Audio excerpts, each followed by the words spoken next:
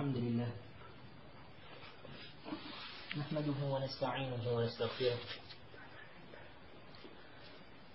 ونعوذ بالله من شرور أنفسنا ومن سيئات أعمالنا من يهده الله فلا مضل له ومن يضلل فلا هادي له وأشهد أن لا إله إلا الله وحده لا شريك له وأشهد أن محمدا عبده ورسوله اللهم صل على محمد وعلى آله وأصحابه والتابعين التابعين ومن تبعهم بإحسان إلى يوم الدين أما بعد Ikhwan fillah azani wa azakumullah.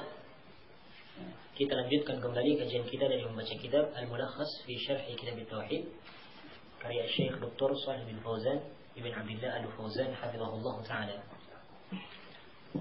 Sekarang kita lanjutkan di bab yang selanjutnya, yakni bab man tabarraka bi syajaratin aw hajarin wa nahwihima. Yakni tentang orang yang bertabarruk. Hukum bertabarruk, mencari barokah dengan pepohonan ataukah dengan bebatuan ataukah yang semisal dengan keduanya.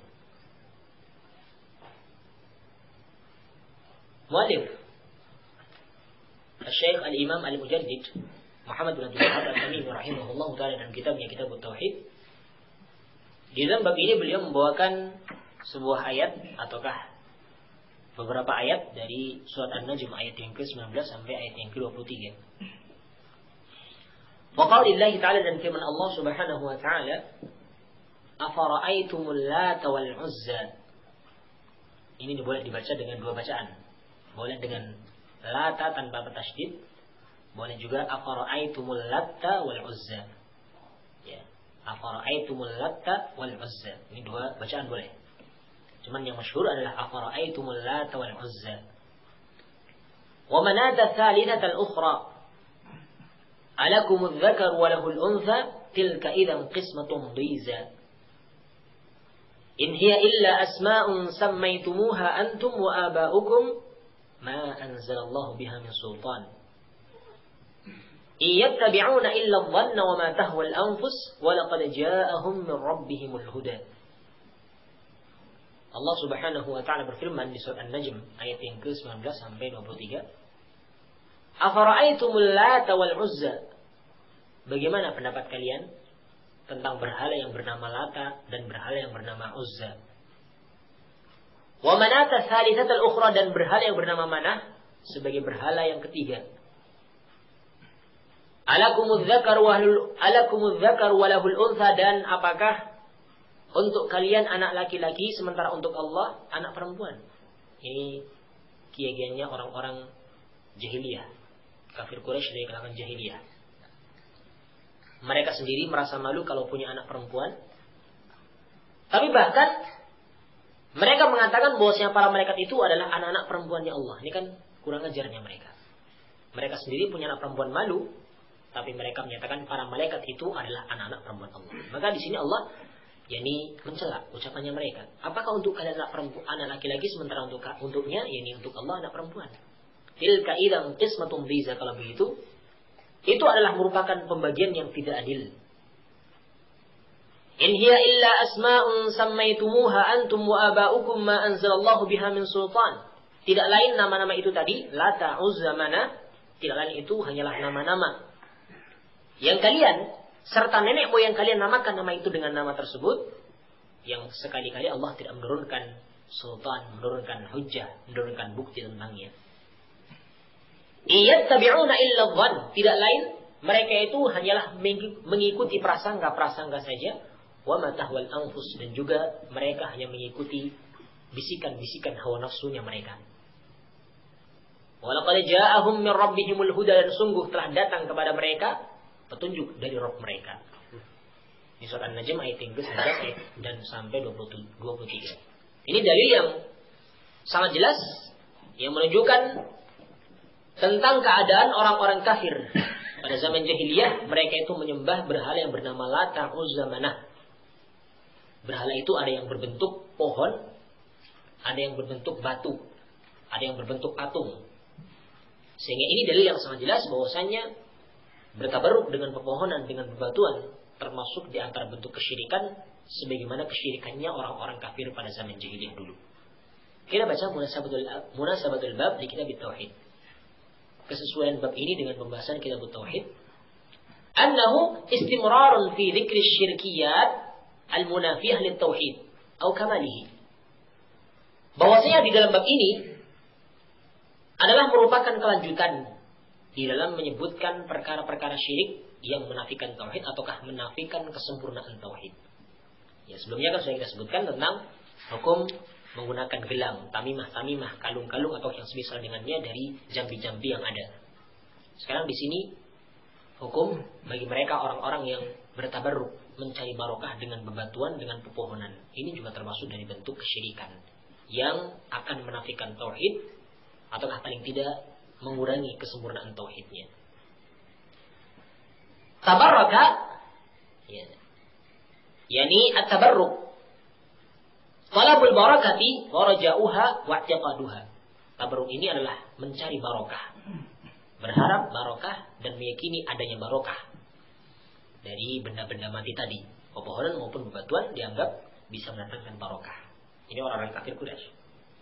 Wa nahwihima, yani maksudnya ma asbahahuma min buq'atin aw magharatin aw qabrin aw mashhadin aw atharin. Ataukah yang semisal dengan keduanya judulnya tersebut ya. Yani man tabarraka bi syajaratin aw hajarin wa nahwihima. Yani hukum bagi orang yang tabarruk mencari barokah dengan pepohonan, bebatuan ataukah yang semisal dengan keduanya. Maksudnya adalah apa yang serupa dengan batu maupun pepohonan tadi. Baik itu berupa buq'ah, lembah-lembah ataukah sebidang tanah, ya gundukan-gundukan tanah, ataukah magharah, yakni gua-gua yang ada, ataukah kuburan-kuburan, ataukah panembahan-panembahan, ataukah petilasan-petilasan. Kan terkadang zaman sekarang ada petilasan yang dulunya katanya Syekh Fulan bin Fulan pernah singgah di tempat itu, kemudian dikeramatkan tempat tersebut. Bukan kuburan tapi petilasan, pernah tempat singgahnya. Ini ternyata ada juga orang yang bertabarruk dengannya, mengkeramatkan tempat tersebut, kemudian memberikan sesaji di tempat tersebut, padahal itu tidak ada apa-apanya. Ya. Allah menyatakan dalam ayat tersebut, afara'aitumul Lata wal Uzza. Afara'aitum, ini maksudnya adalah, ya, akhbiruni an hadhil asnam, hal nafa'at aw darrat. Kabarkan kepadaku tentang patung-patung ini, berhala-berhala ini. Apakah patung itu bisa mendatangkan manfaat, ataukah bisa menolak bahaya? Ternyata memang tidak bisa. Namanya patung, jangankan mendatangkan manfaat, jangankan menolak bahaya. Menjaga dirinya saja dari orang yang mau berbuat sesuatu kepadanya tidak akan mampu. Kalau ada orang mau meludahi, apakah patung bisa menahannya?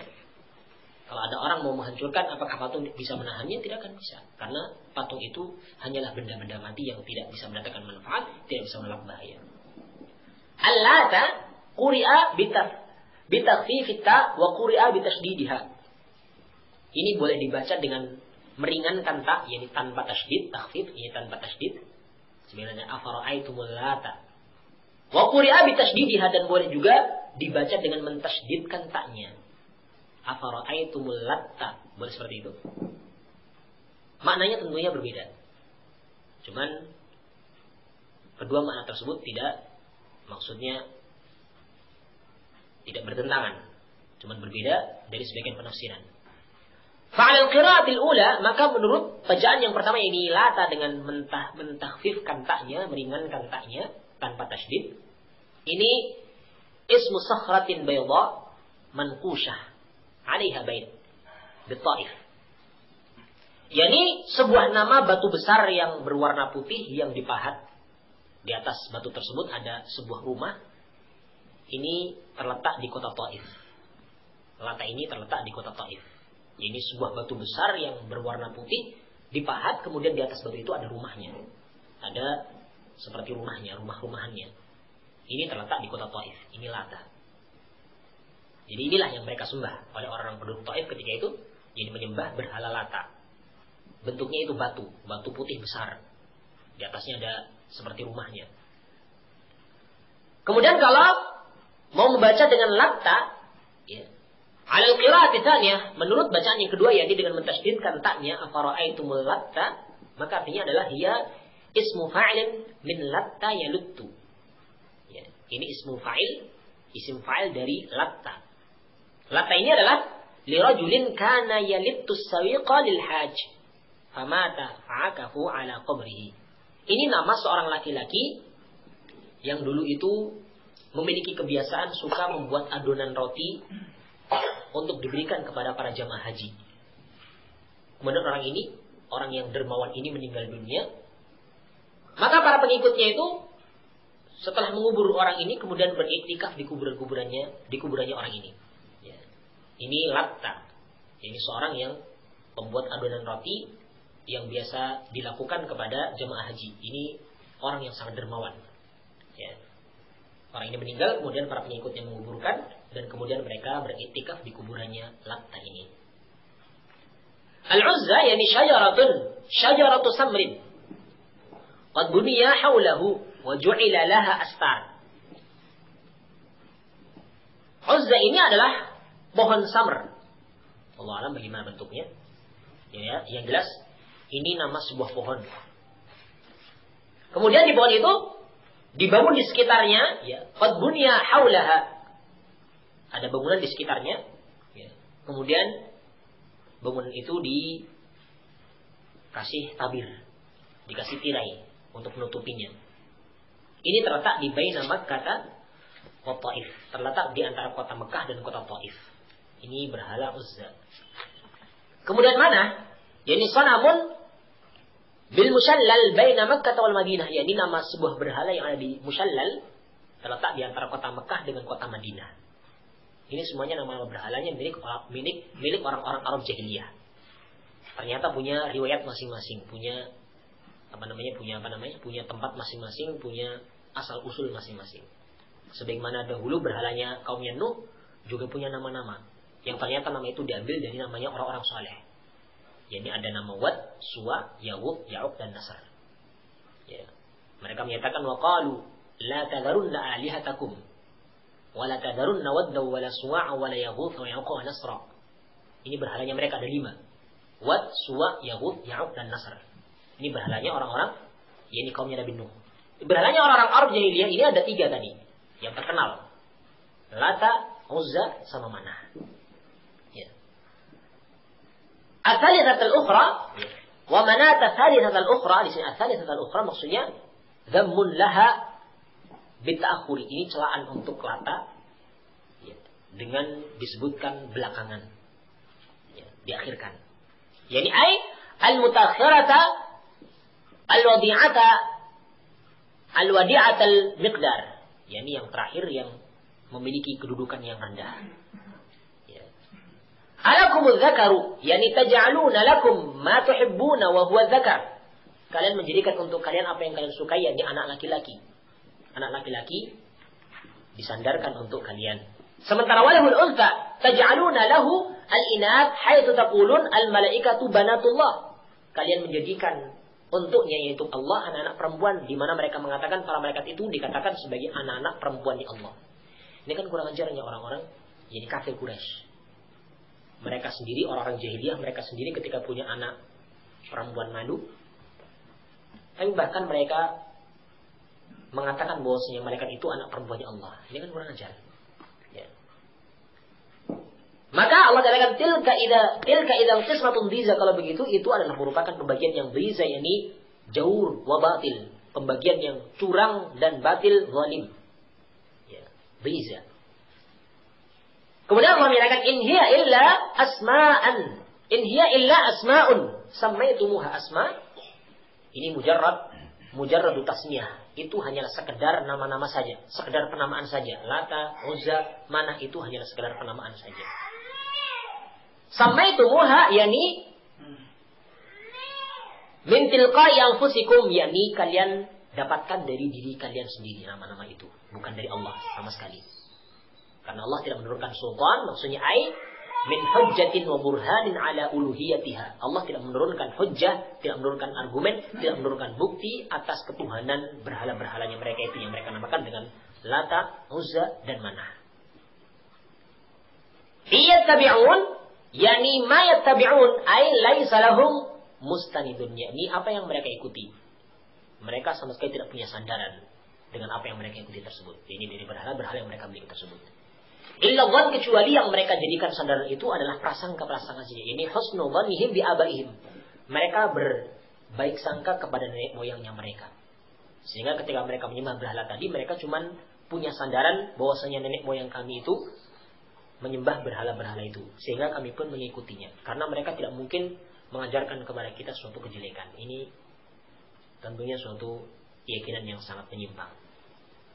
Wa ma tahwal anfus, yakni hudud anfusihim fi ri'asah, yakni bagian jiwa mereka dalam hal kepemimpinan.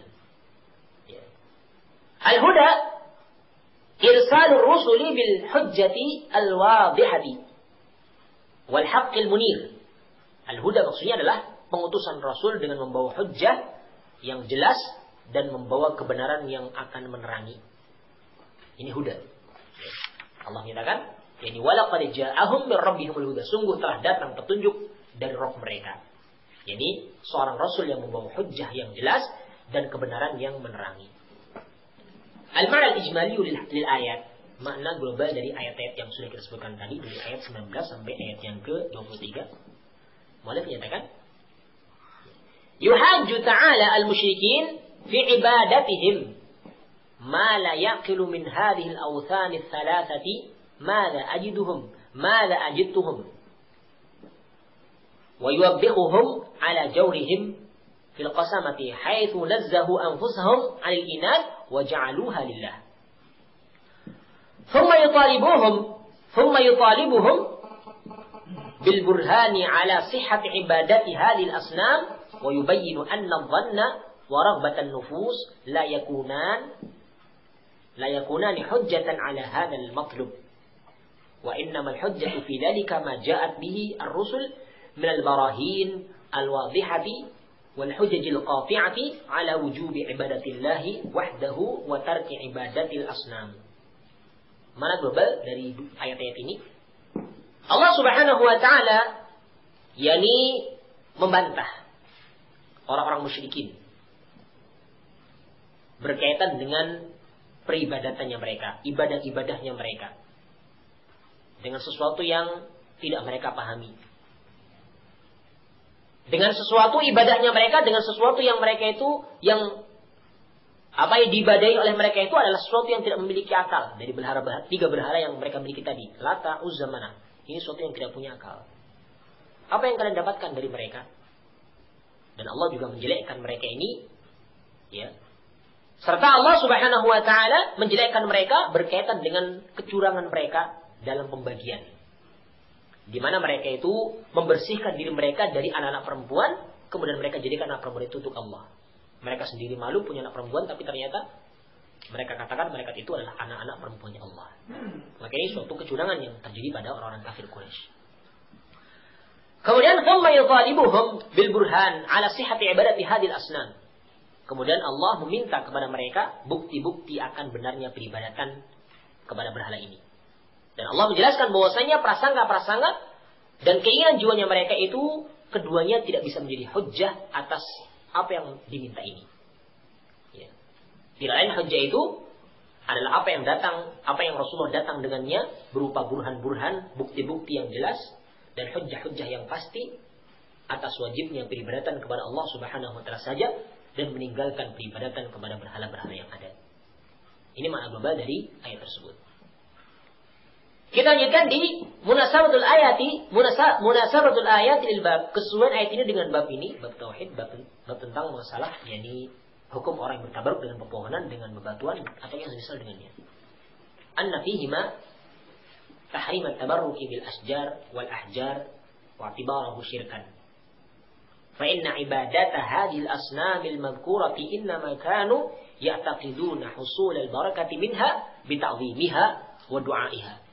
Fatabarruku bil quburi katabarruki bil lat wa bil asjari kal ahjar wal ahjari katabarruki bil uzza wa manah. Kesesuaian ayat ini dengan bab bahwasanya dalam ayat ini terdapat haramnya tabarruk, mencari barokah dengan pepohonan, dengan bebatuan, dan menganggap itu sebagai syirik. Karena sesungguhnya peribadatan kepada berhala-berhala yang disebutkan di sini tidak lain mereka itu meyakini. Ketika mereka menyembah berhala tadi, mereka meyakini bahwasanya mereka bisa mendapatkan barokah darinya dengan mengagungkan dan berdoa kepada berhala tersebut. Ini keinginan mereka. Sementara tabarruk dengan kuburan, mencari barokah dengan kuburan ini sama dengan tabarruk dengan Lata. Jadi kuburannya tadi seorang yang membuat roti untuk para jamaah haji. Kan sama ya persis. Kaum muslimin pada hari ini mereka datang setiap bulan tertentu ke makamnya wali-wali, yakni sunan-sunan tertentu, Sunan Gunung Jati, Sunan Kalijogo, Sunan mungkin nanti ada Sunan Kalibengawan Solo mungkin, ataukah Sunan Gunung Merapi mungkin nanti ada, macam-macam. Mereka alasannya itu ingin mencari barokah. Ternyata sama perbuatannya mereka dengan yakni orang-orang kafir Quraisy, orang-orang jahiliyah ketika mereka itu menyembah bertabarruk dengan kuburannya Lata tadi. Kuburannya orang soleh, orang yang dermawan yang suka membuat roti untuk dibagikan kepada jemaah haji. Sama dengan itu. Wa bil asjar wal ahjar katabarruki bil Uzza wa Manah. Dan ketika ada orang yang bertabarruk dengan pepohonan, maka dan juga bebatuan, maka itu sama dengan tabarruknya orang-orang jahiliyah kepada Uzza dan juga Manah. Yang itu juga merupakan yakni pepohonan dan juga bebatuan. Sama persis orang kafir jahiliyah dengan orang yang ada pada zaman sekarang dari perbuatan syiriknya. Cuman beda nama saja. Kalau dulu kan namanya Lata, Uzza, Manah. Kalau sekarang lebih banyak lagi. Ya, lebih banyak namanya. Namanya kuburan Sunan Kalijaga, kuburan Sunan Gunung Jati, kuburan Sunan Ampel, kuburan Sunan Bonang, namanya macam-macam. Cuman mereka tidak mau dikatakan sebagai perbuatan syirik. Ya, padahal sama persis. Yang diagungkan mereka juga Lata ini orang soleh, orang yang sangat dermawan. Tapi mereka itu yakni bertabarruk mencari barokah dengan kuburannya. Ini kan sama persis dengan orang zaman sekarang. Ya. Kita lanjutkan di Maistagharu bil ayat. Faedah yang diambil dari ayat-ayat ini.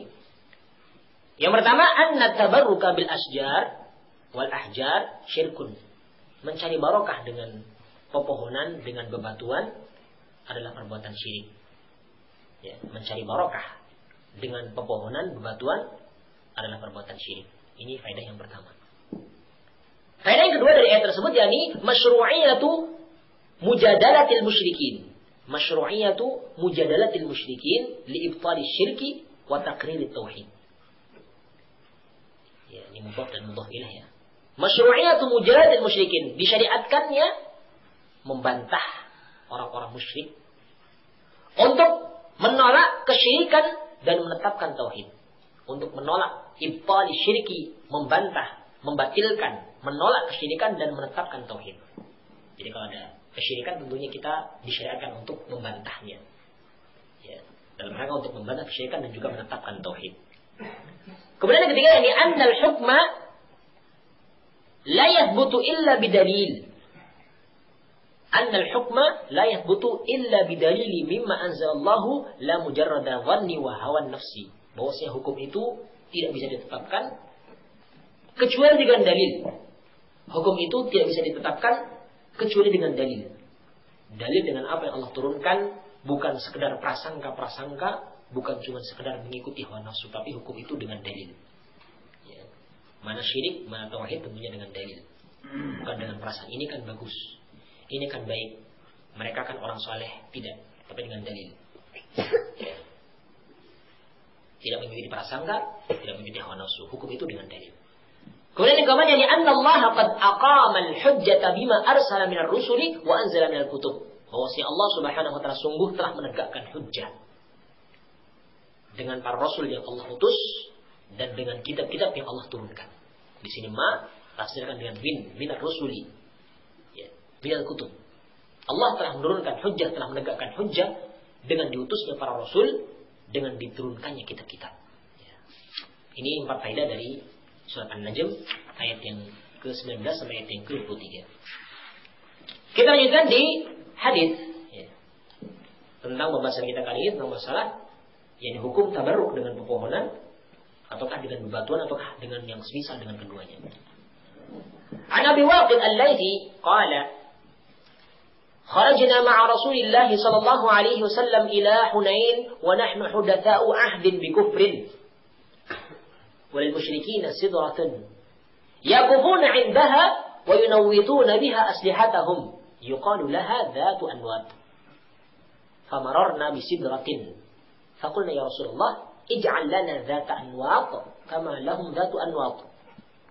Faqala Rasulullah sallallahu alaihi wasallam Allahu akbar innaha as-sunan. Qultum walladhi nafsi biyadihi kama qalat Banu Israil li Musa. Ij'al lana alihan kama lahum aliha. Ij'al lana ilahan kama lahum aliha. Qala innakum qaumun tajhadun. La tarkabunna sunana man kana qablakum. Rawahu Tirmidzi wa sahhahahu. Dari Abu Waqid Al-Laitsi radhiyallahu ta'ala anhu beliau mengatakan, pernah kami dahulu keluar bersama Rasulullah SAW menuju ke Hunain. Yani ketika mau perjalanan perang Hunain.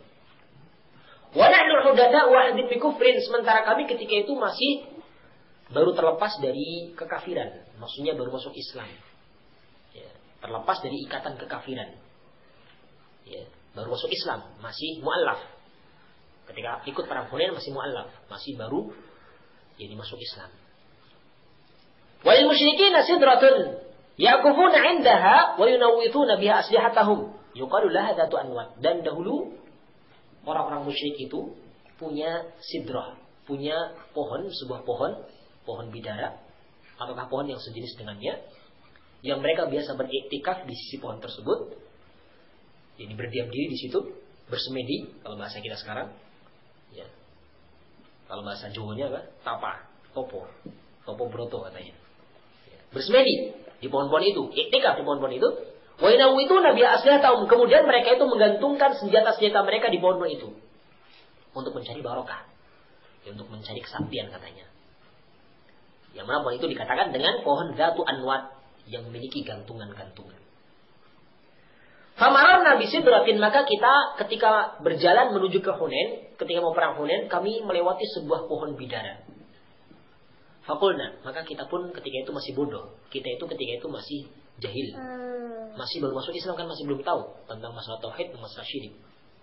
Maka kita mengatakan, wahai Rasulullah, ij'al lana dhata anwat kama lahum dhatu anwat.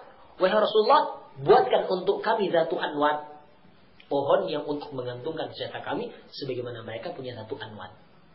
Ya, sebagian mereka orang kafir punya pohon yang biasa mereka bertabaruk dengannya, menggantungkan pedang-pedang mereka di pohon tersebut untuk mencari barokah, untuk mencari kesaktian katanya. Ini permintaan orang-orang yang baru masuk Islam kepada Rasulullah. Maka Rasulullah SAW bersabda, Allahu Akbar, Allah Maha Besar. Maksudnya ini ucapan herannya Rasul. Ketika Rasulullah heran itu mengucapkan takbir, apakah ucapan yang semisal dengannya? Bertakbir Rasulnya, Allahu Akbar, Allah Maha Besar. Inna as-sunan, sesungguhnya itu adalah merupakan jalan-jalan orang-orang yang terdahulu, orang-orang kafir. Qultum, kalian ucapkan walladzi nafsi biyadihi kama qalat Banu Israil li Musa. Apa yang kalian ucapkan itu persis dengan ucapannya Bani Israil kepada Musa. Di mana mereka mengatakan ij'al lana ilahan kama lahum aliha. Wahai Musa, buatkan untuk kami sesembahan sebagaimana mereka juga punya sesembahan. Apa ucapan Musa? Qala innakum qaumun tajhalun. Musa menyatakan sungguh itu orang-orang yang bodoh.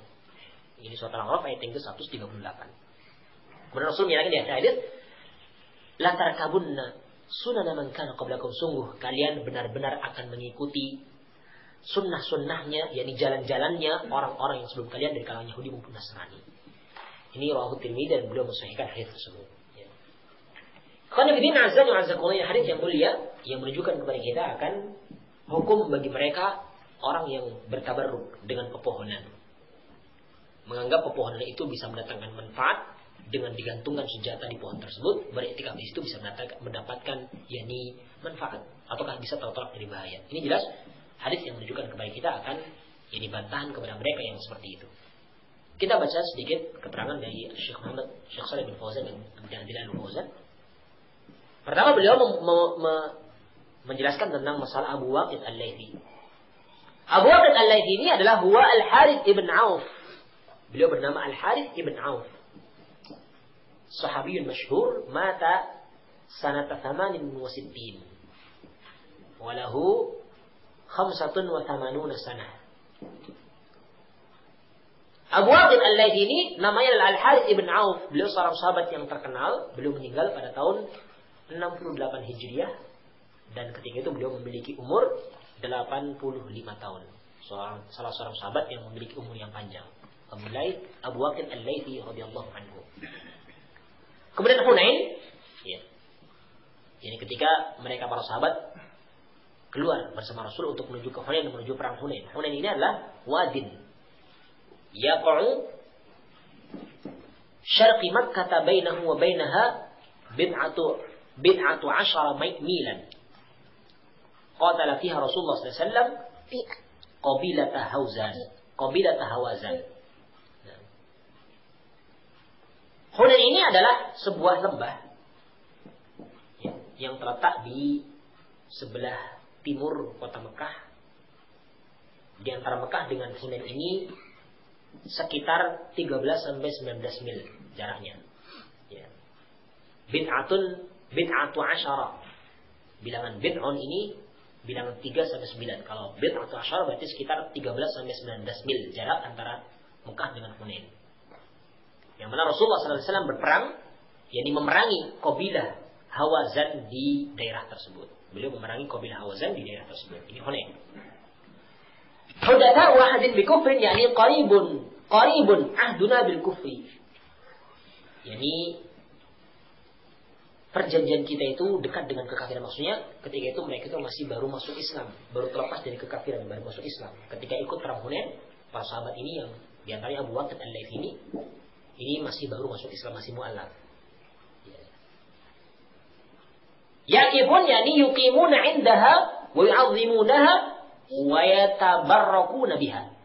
Beritikaf padanya maksudnya mereka diam di situ, di sisi pohon tersebut, mengagungkan pohon tersebut dan bertabarruk dengannya, mencari barokah dengannya.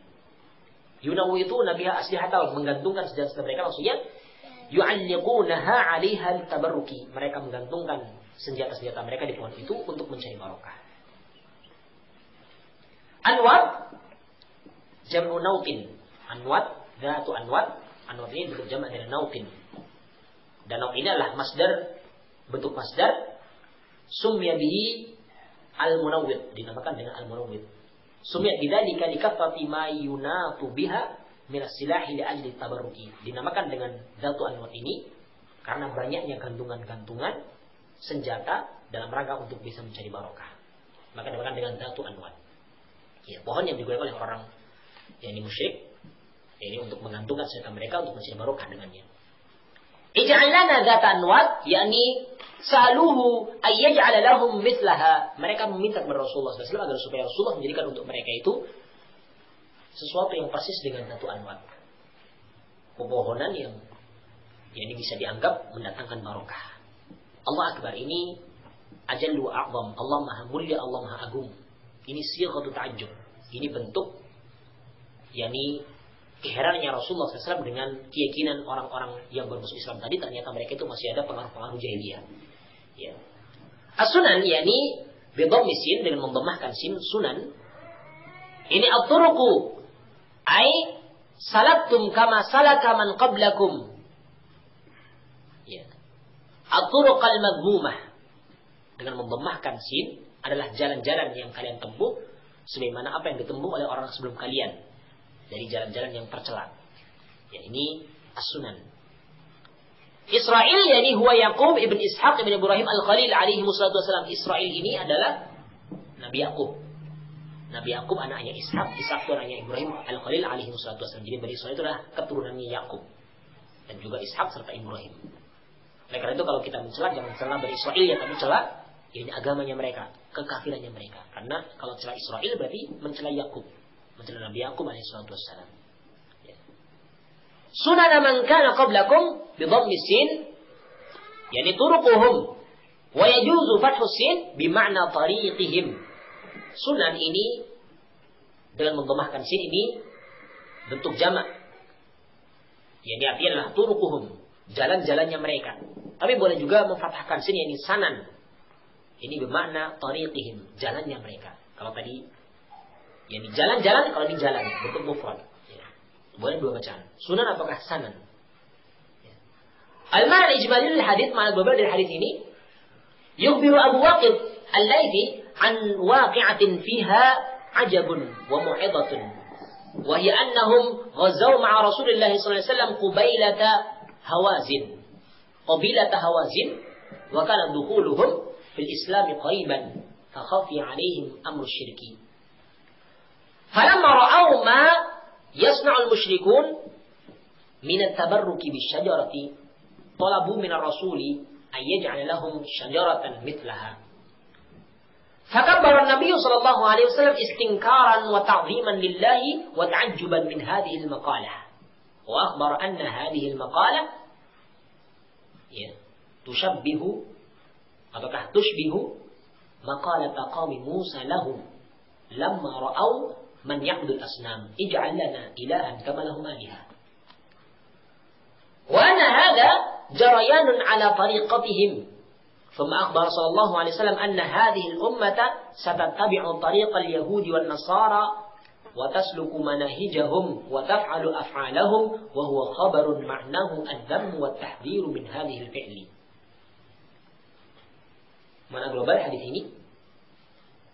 Abu Waqid Al-Laitsi radhiyallahu anhu menghabarkan tentang kejadian yang sangat menakjubkan. Yang di dalamnya terdapat perkara yang sangat menakjubkan, mengherankan, dan terdapat nasihat. Kejadian itu adalah bahwasanya mereka ketika mereka mau perang bersama Rasulullah SAW memerangi kabilah Hawazin, dan dahulu mereka itu masuknya mereka dalam Islam itu masih dekat, masih baru, sehingga urusan kesyirikan masih tersamar bagi mereka. Maka ketika mereka itu melihat apa yang dilakukan oleh orang-orang musyrikin berupa tabarruk, mencari barokah dengan pepohonan, mereka meminta kepada Rasulullah SAW untuk menjadikan untuk mereka pepohonan yang seperti mereka. Maka Rasulullah bertakbir, Nabi bertakbir karena mengingkari permintaannya mereka dan mengagungkan Allah serta heran dari ucapannya mereka ini. Dan Rasul menghabarkan bahwasanya ucapannya mereka ini serupa dengan ucapannya kaumnya Musa kepada Musa. Ketika mereka melihat yakni orang yang menyembah kepada berhala, mereka mengatakan ij'al lana ilahan kama lahum aliha. Jadikan untuk kami sesembahan sebagaimana mereka punya sesembahan. Wa anna hadha jarayanun ala tariqatihim. Dan bahwasanya ini adalah merupakan kejadian ketika mereka berada di perjalanannya mereka.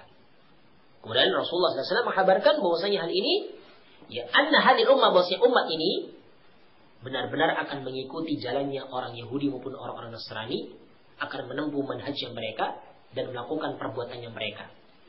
Ini kabar dari Rasul yang merupakan celaan dan peringatan dari perbuatannya mereka ini. Kabar yakni yang bertujuan untuk mencela orang yang mengikuti Yahudi maupun Nasrani serta memperingatkan dari bahayanya melakukan perbuatan seperti yang mereka. Munasabah hadits al-bab, sunnah hadits ini dengan bab yakni anna fihi dalilan ala anna tabarruka bil ashjar wa ghairiha syirkun ya wa ta'lihi ma'allah. Kesesuaian hadis ini dengan bab bahwasanya dalam hadis ini terdapat dalil bahwasanya tabarruk, mencari barokah dengan pepohonan apakah selainnya adalah merupakan perbuatan syirik yang membuat tandingan bersama Allah Subhanahu wa taala. Kita lihat di mana istafadu bil hadis. Faedah yang diambil dari hadis ini yang pertama, anna tabarruka bil asjari syirkun wa mithluha al ahjar wa ghairuha.